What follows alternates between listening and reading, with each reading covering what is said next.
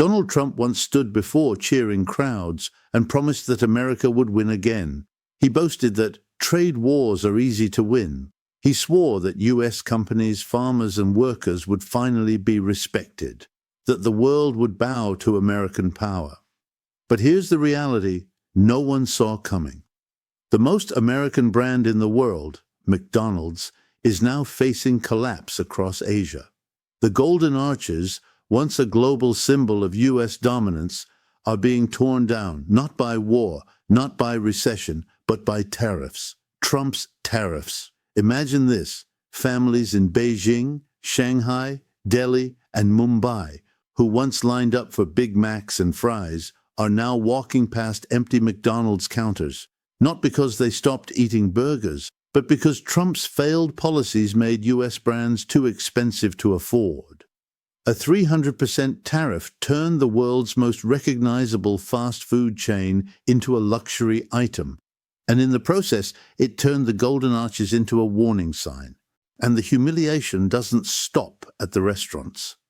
Behind those closed counters are billions in lost revenue, thousands of American jobs tied to supply chains, and farmers in the Midwest who suddenly find themselves selling less beef, less corn, and less soy. A trade war that Trump promised would force the world to surrender is now forcing American companies to retreat. Here lies the paradox. The harder Trump fought to project strength, the weaker America looked. The more he bragged about winning, the more doors slammed shut for U.S. brands abroad. And now the symbol of American culture, American power, and American reach, the Golden Arches themselves, is crumbling before the world's eyes. So the question is this: how did a single policy decision, sold as genius deal-making, turn into a disaster so big that even McDonald's, the crown jewel of American soft power, became collateral damage? To answer that, we need to go back to Trump's big promise. The trade war he swore would be an easy win, but instead became America's humiliation. When Donald Trump launched his presidency, he didn't just make promises, he made declarations of absolute certainty. Trade wars are easy to win, he bragged, with the swagger of a man who believed his threats alone would bring the world to its knees. He told Americans that tariffs would be the magic weapon, that other nations were ripping us off, and that by slapping them with massive duties, he would force them to surrender. The crowds cheered. Farmers, factory workers, small business owners. They heard a message that sounded like hope. After decades of stagnant wages and shuttered factories, here was a president saying he would finally fight back. America would no longer be the victim. America would dominate. Trump painted a picture of a world where the U.S. would set the rules and everyone else would play along. Allies would cave, rivals would fold, and American workers would prosper. And for a while, the optics worked. He held rallies in the heartland, boasting about how billions in tariffs were filling U.S. coffers. He waved executive orders like trophies, declaring that America was finally respected again. But here's the problem. Trade wars don't happen in a vacuum. Other countries don't just sit back and take the hit, they strike back, and when they did, they didn't go after abstract numbers on a spreadsheet. They went after symbols, the icons of American culture, power, and presence abroad. Enter McDonald's. The Golden Arches weren't just a restaurant chain. They were America on every corner of the globe. In Beijing, Delhi, Moscow, or Sao Paulo, a McDonald's wasn't just a place to grab a burger. It was a piece of the United States, a cultural export that told the world who held power. So when China and India retaliated with tariffs, some as high as 300%, they weren't just targeting American soybeans, corn, or steel. They were targeting America's brand. And McDonald's, the most visible of them all, became the frontline casualty. Trump had promised that the world would fold under pressure. Instead, they doubled down. They protected their own industries. They built up local competitors. And they made U.S. companies pay the price for his arrogance. The result? The very companies that symbolized America's dominance abroad are now bleeding money, closing stores, and losing markets they may never regain. Which brings us to the next question. Why does McDonald's matter so much? Because it's not just food. It's the soft power America spent decades building, and under Trump, that power is unraveling. Why does McDonald's matter in a story about global trade wars? Because McDonald's isn't just about burgers and fries. It is, and always has been, a symbol of America's power. For decades, the opening of a McDonald's in a foreign city wasn't just about selling food. It was about planting a flag. In Moscow, the first McDonald's in 1990 drew lines that stretched for blocks, a moment seen as the Cold War's cultural turning point. In Beijing, the Golden Arches weren't just a restaurant. They were a signal that America had arrived. Wherever those arches went, they carried more than Happy Meals. They carried the weight of U.S. influence, branding, and soft power. That's why this collapse matters. It's not that people in China, India, or Southeast Asia suddenly stopped eating burgers. It's that Trump's reckless policies made U.S. brands too expensive, too complicated, and too politically toxic to survive. The problem isn't the food. The problem is the politics. And here's the real punchline. When a McDonald's closes in Asia, it's not just a lost store. It's a loss of American presence. It's fewer American products being exported. It's less U.S. advertising shaping culture. It's less American influence shaping daily life. A burger chain may look small on the surface, but globally it has been one of America's sharpest tools of power projection. Now that tool is being blunted. Local rivals are seizing the market. Governments are deliberately steering consumers toward homegrown brands, and the golden arches, once untouchable, are dimming. This is why McDonald's matters, because when the world rejects it, they're not just rejecting burgers, they're rejecting the idea of American dominance. They're saying, we don't need you anymore. We can build our own, and that rejection didn't happen naturally. It happened because of Trump's arrogance. His trade wars turned America's most successful cultural export into a casualty, which brings us to the breaking point, the shock of 300% tariffs and how they turned McDonald's from a global winner into a symbol of America's decline. The turning point came fast and brutal.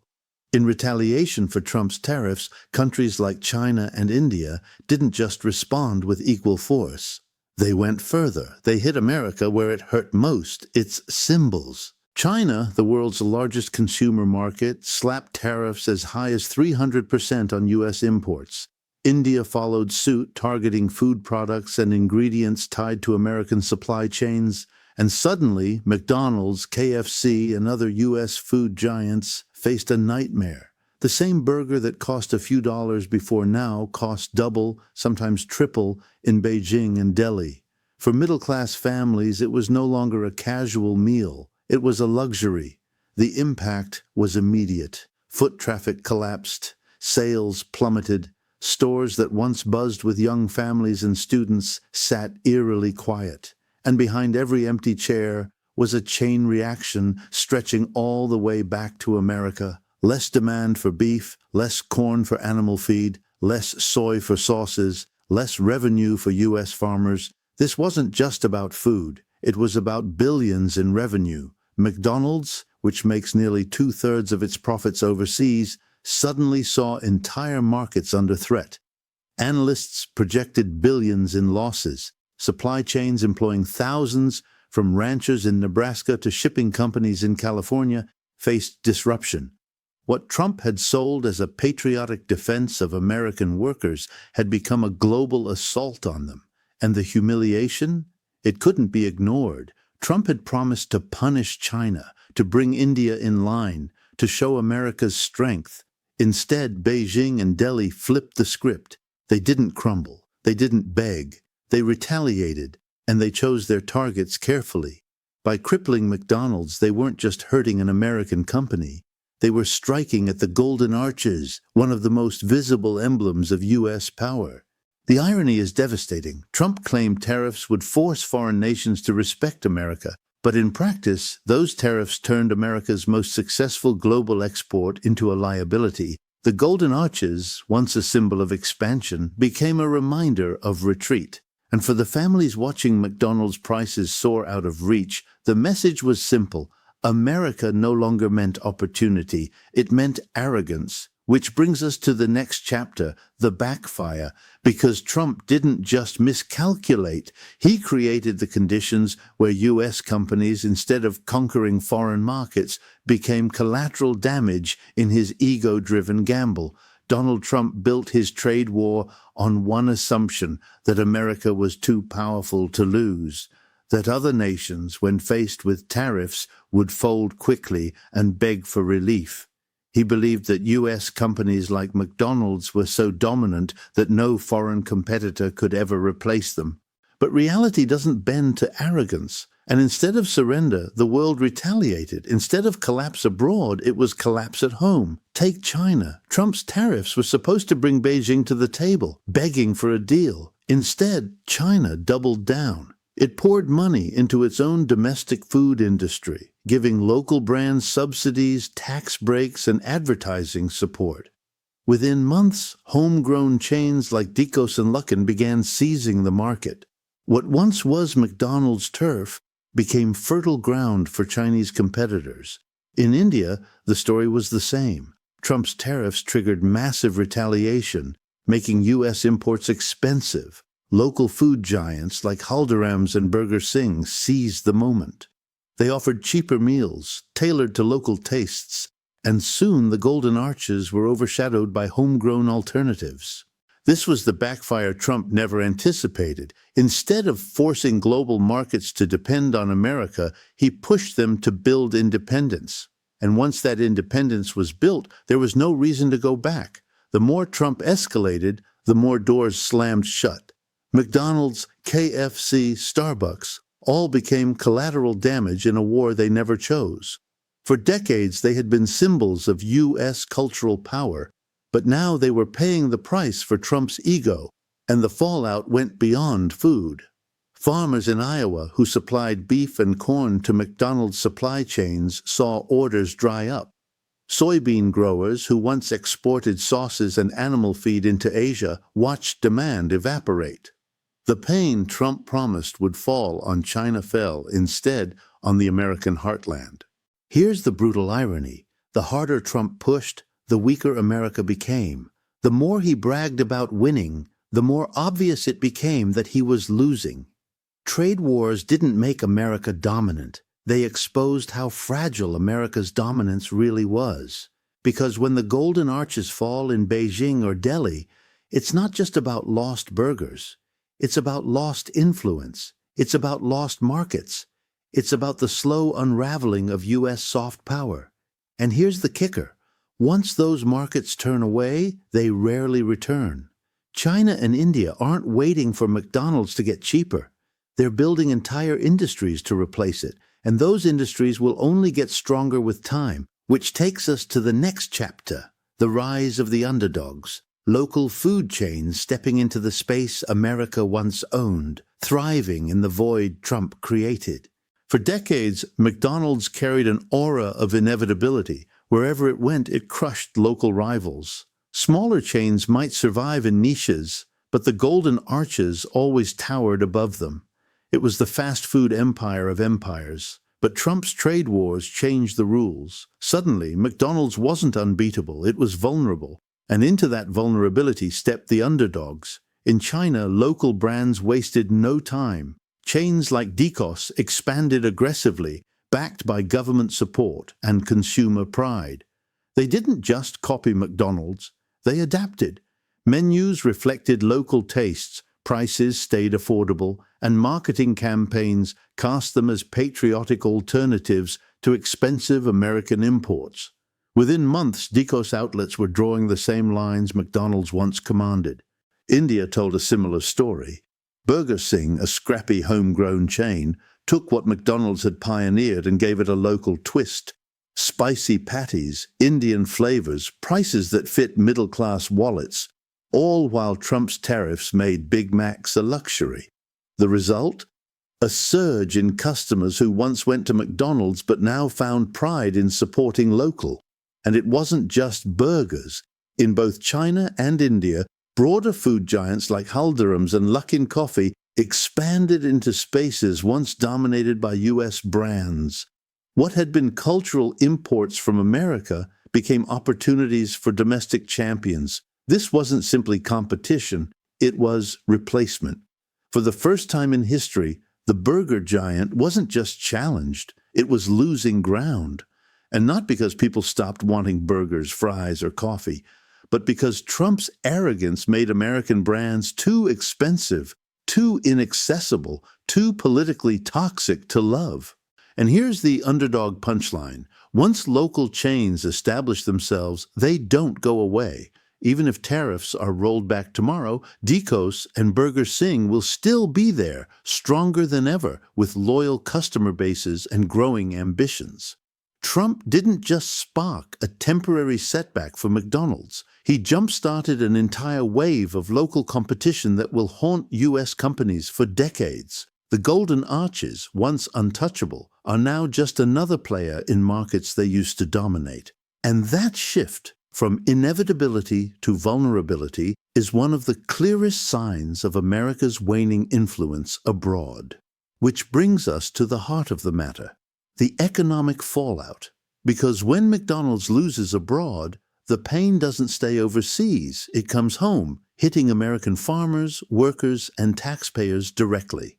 When McDonald's stumbles overseas, the ripple doesn't stop at empty restaurants in Beijing or Delhi. It travels all the way back to the American heartland, and the damage is staggering. Start with the numbers. Analysts estimate U.S. fast food companies could lose $10 billion or more in revenue across Asia alone if tariffs and consumer boycotts persist. That's not just corporate profit. That's money that supports jobs, supply chains, and farmers across America. Take beef. McDonald's is one of the largest buyers of American beef, with supply chains that stretch deep into states like Nebraska, Kansas, and Texas. When sales collapse overseas, those orders shrink. Ranchers already under pressure from low prices now face even less demand. Or corn and soy. Both are critical for animal feed and sauces used across fast food menus. A drop in McDonald's overseas sales means fewer exports of those crops. Farmers who once depended on global demand now see silos filling with unsold grain, a painful echo of the same oversupply trap Trump created with his trade wars. Then there's the broader economy. McDonald's isn't just burgers, it's advertising contracts, logistics companies, shipping firms, packaging suppliers, and more. Every empty McDonald's in Asia represents a supply chain back home that's earning less.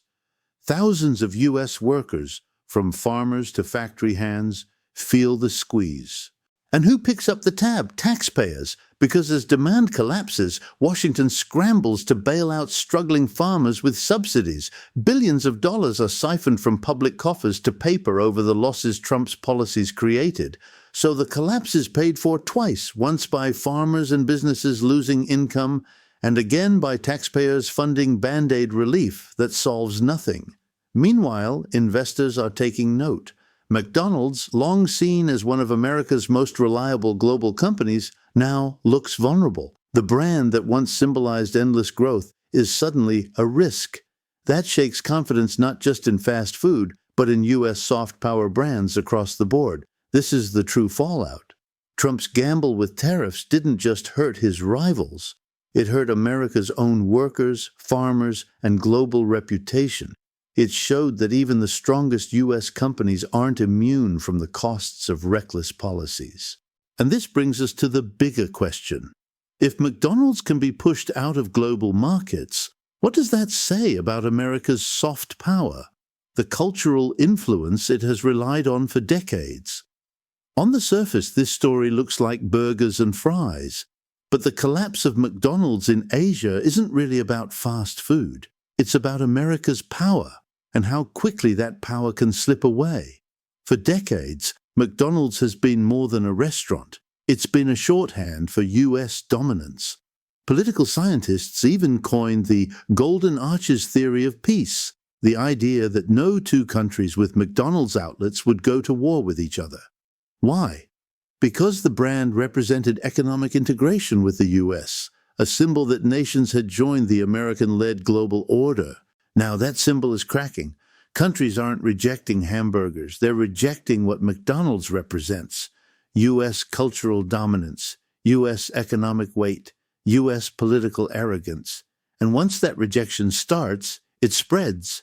Think about it. If McDonald's, a brand built on affordability, accessibility, and global appeal, can be pushed out of markets, what about other U.S. icons? Starbucks, Coca-Cola, Nike, Apple all face the same political headwinds.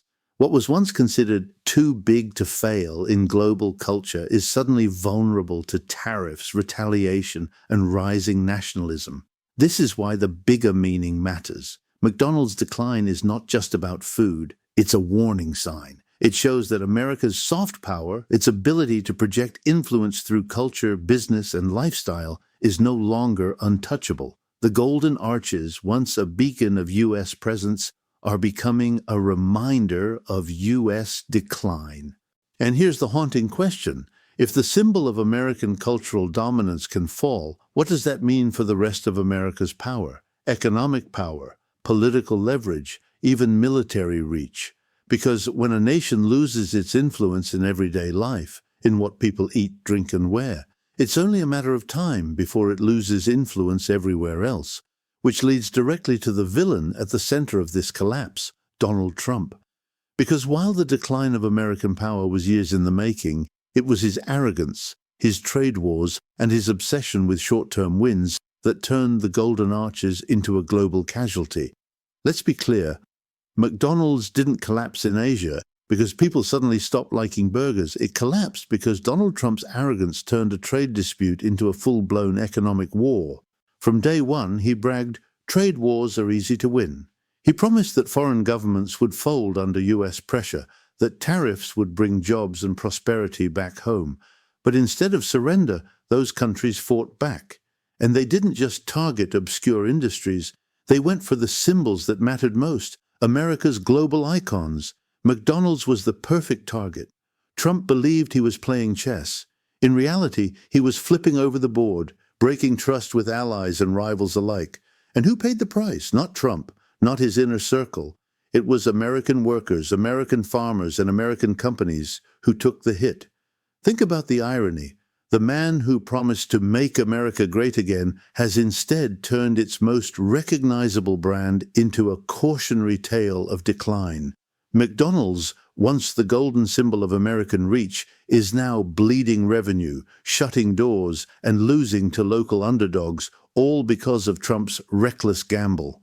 He didn't just hurt one company, he weakened America's soft power. He damaged the trust that global markets once had in U.S. stability, and he showed the world that America, under his leadership, was willing to sacrifice long-term strength for short-term ego. Trump said he would drain the swamp. Instead, he drowned America's credibility. And now the Golden Arches, once a proud banner of U.S. dominance, stand as a monument to his failure, which brings us to the final question. If even McDonald's can fall under Trump, what else could collapse next? So let's step back. What have we seen? Trump promised that America would win trade wars.